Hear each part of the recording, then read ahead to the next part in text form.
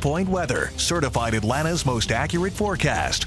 It'll be really important that you pay attention to the weather all throughout the day tomorrow, especially tomorrow afternoon, evening, overnight into Monday morning. Here are the threats that I'm tracking. Lightning, there is a very good chance we will see quite a bit of lightning as the storm system moves through. Damaging winds up to 60+ miles per hour. The threat for large hail is low, but we could see within the strongest storms some hail up to about an inch, some quarter-sized hail. And we do have a threat for tornadoes as well as this does move through. So I want to walk you through the timing here on CBS 46 Futurecast. As we get into about 10 o'clock tomorrow morning, the cloud cover starts to increase.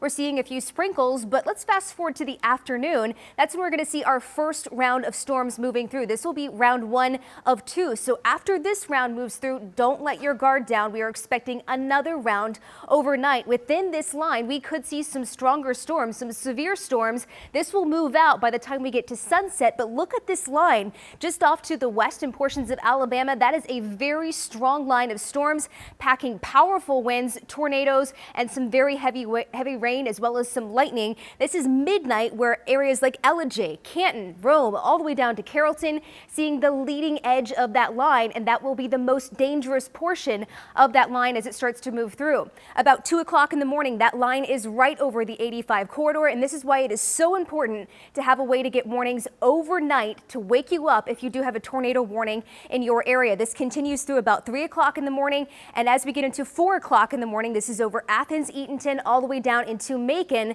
with this clearing out by the time we get to sunrise on Monday morning. Even though we have a threat for tornadoes, and yes, that is dangerous, I am very, very concerned about the potential for damaging wind gusts because we have saturated soil, because we have so many trees in our area, and because this is overnight, I'm concerned about these wind gusts because I'm going to show you what's going to happen as this line starts to move through.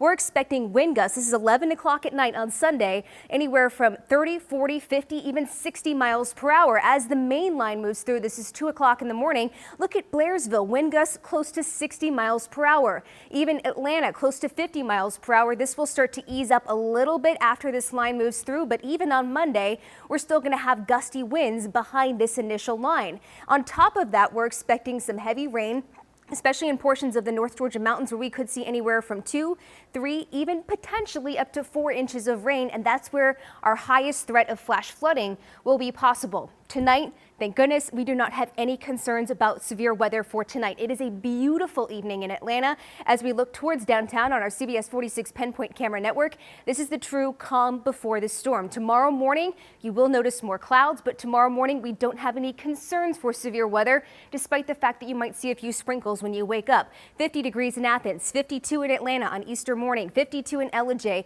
and 51 in LaGrange. It is tomorrow afternoon, tomorrow evening, into Monday morning that we will be in storm mode here at CBS 46, and that means we will be tracking every single threat, every single warning that comes into our area, bringing the latest information to you at home.